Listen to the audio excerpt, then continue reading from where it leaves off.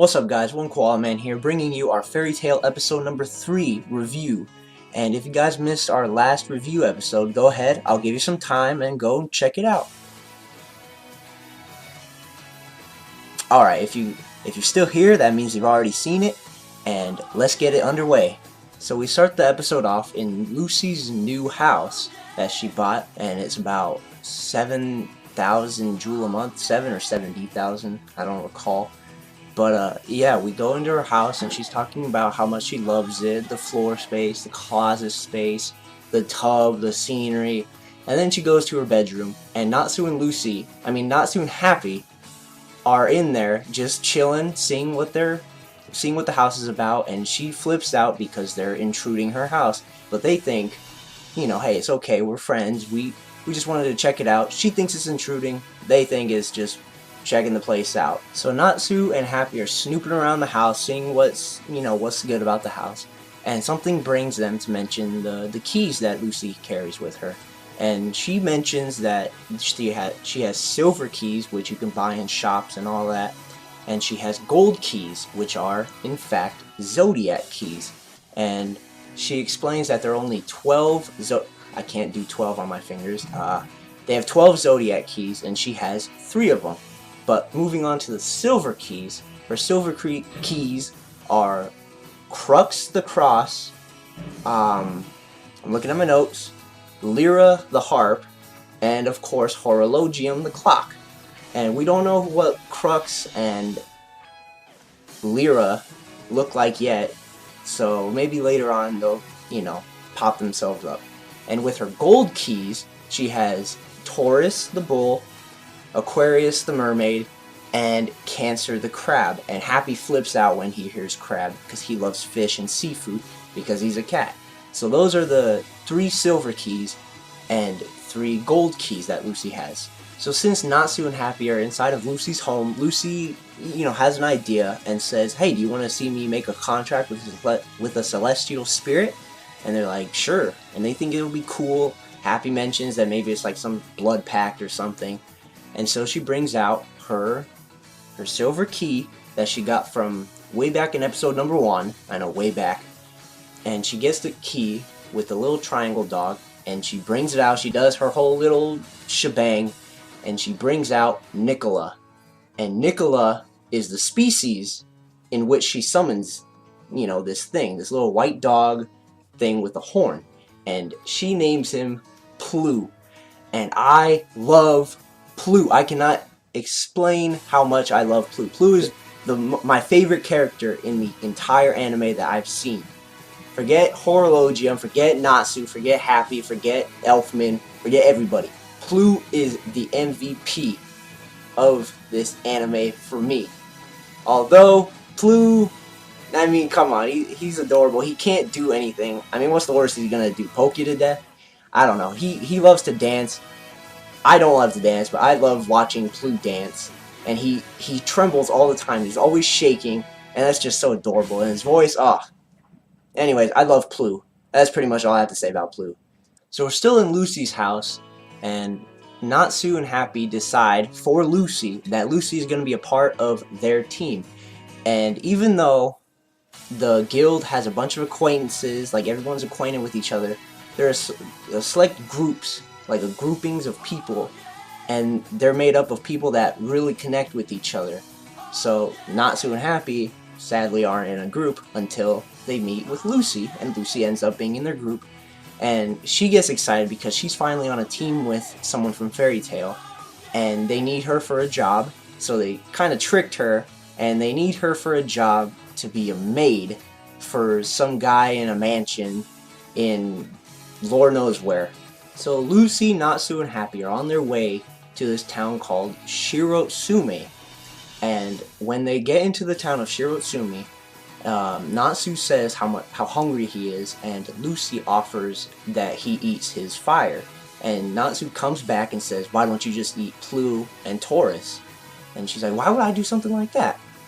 And Happy explains that that Natsu can't eat his own fire because it's just wrong. It'll be just like Lucy eating Plu, which she better not eat Plu, or eating Taurus, or eating Cancer, or eating Aquarius or Horologium. You get the gist. And so they go off to the restaurant. Natsu and Happy are, chowing down on whatever. Happy's chowing down on his fish. And then Lucy comes in her maid outfit. And turns out Natsu and Happy, planned that Lucy should go as a maid for this job with this guy in the mansion. But they told her that she had to dress up as a maid, but she didn't have to, and they were telling each other the secret, like, I didn't think she would actually do it, and she was right in front of them, and she's like, I can hear you, and that was just funny. So she pretty much just bought her maid outfit for no reason. So the three of them go to this guy's house, and the guy that I'm referring to is the guy that sent out this job request, and the pay was 200,000 jewel. But when they got there, nobody told them that the price was risen, or the pay was risen, to 2 million jewel. That's a lot of jewel. And what they have to do for this job is just to burn one book. Just one book for 2 million jewel. This guy must really hate to read if he's willing to pay 2 million jewel to burn one book. And of course, Natsu being a fire wizard, he jumps at the deal, and they eventually accept this deal, and they move on to the Everlue mansion where this book is. So the three of them make it to Duke Everlue's mansion, and they end up being at the gate. And Lucy is in her little maid getup, and she tries to wow the Duke, or Duke Everlue, from outside the gate. And then this big old gorilla woman with pink hair, really deep voice, deeper than mine probably, she comes and says, oh, you must have heard the ad from the paper. And she was like, yeah, of course I heard the ad from the paper. And then Mr. Duke Everlue himself comes, and he's got like some funky mustache coming out of his nose. So that's not even a mustache, that's just pure nose hair. So that's pretty gross.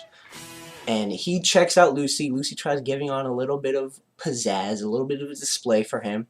And he says, I'll pass. Now scram, ugly. And it was so funny. And she gets super offended. I'm like, and me personally, I'm like, are you kidding me? Why is she too ugly, but she can hire someone like the pink-haired lady? And then the other maids come, and I'm like, okay, fair enough. After they get dissed by Duke Everlue and his very interesting-looking maids, they come up with a plan, and surprisingly, even though Natsu is a big, take him by storm kind of guy, Lucy manages to convince him that, hey, we're gonna sneak in this mansion so we can find this book, and then we'll be perfectly fine. As they're sneaking around in this big giant mansion, which is a lot bigger on the inside, the maids attack, and they make quick work of the maids. Natsu and Happy and Lucy make quick work of the maids, and they go on into the library, which has tons and tons and tons of books. So they're looking all over for this book, and then Natsu brings out a book called Daybreak, which is yellow and sparkly. He's like, let's get this book. This is so sparkly. And then that happens to be the book that they're looking for. So surprisingly, Natsu actually finds the book, and of course he didn't know he found the right book until Lucy said that's the right book. And then after they find the book, Mr. Everlue himself comes up from the ground. I don't know why, little peeping Tom or something, but anyways, he comes out from the ground, and he talks about this book and how it's so stupid and whatnot. And Lucy's saying that, hey, it's not stupid. This author is one of the best novelists and wizards out there during his time. And the Duke Everlue says, be quiet, ugly. And she just takes the ugly hammer right to the head, and she has the book in her hand, and she says, well, let me at least read it and see if I can find some secrets. And in the middle of this, they're thinking, why would you read this? We're in the middle of doing something. We have to burn this book. And she insists on trying to read this book and see if there's a secret hidden message in it. So during this whole debacle, Duke Everlue brings in two of his mercenaries, which are from the Southern Wolves Guild. And the Southern Wolves Guild is a mercenary guild, so he's hired these two mercenaries as his own personal bodyguard. And of course, Lucy runs away to, go read this story, see what kind of secret she can uncover. And Natsu tries to handle they're called the Vanish Brothers. One has a frying pan, a giant frying pan hanging off his back, and the other one, I don't know really what to say about him. So he has to fight them. Duke Everlue goes into the ground again to go search for Lucy and see where she's hiding to find these secrets at. So the Vanish Brothers and Natsu are brawling it out. They're duking it out in the mansion of Duke Everlue. And in the sewer, Lucy is hiding, and she's reading this book at lightning speed thanks to her, I believe they're wind reader glasses. Correct me if I'm wrong, but I think they're called wind reader glasses, and they make a person read at supersonic speed, and she finds out some secrets. So back to the fight with the Vanish Brothers and Natsu. Natsu starts to, get his energy up and slings to them a fire dragon roar. And one of the Vanish Brothers, the one with whatever on his face, I don't know what they are, he uses his frying pan, which absorbs the heat of the fire dragon roar and dishes it back at Natsu with twice the power. And so it hits Natsu, but technically that fire is not Natsu's, that is the frying pan's fire. So Natsu engulfs the whole thing, the whole shebang with the flames, and he hits them with a new Fire Dragon move, which is Fire Dragon Wing Attack, and he just blows them all away. And that's when the episode ends pretty much. So, to be continued.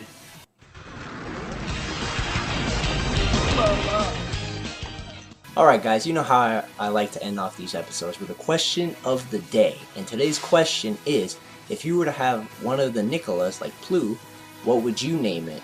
And for me, I would name it Plu because I love Plu. Plu is perfectly just the way he is. And that does it for this episode. I'll see you guys next time.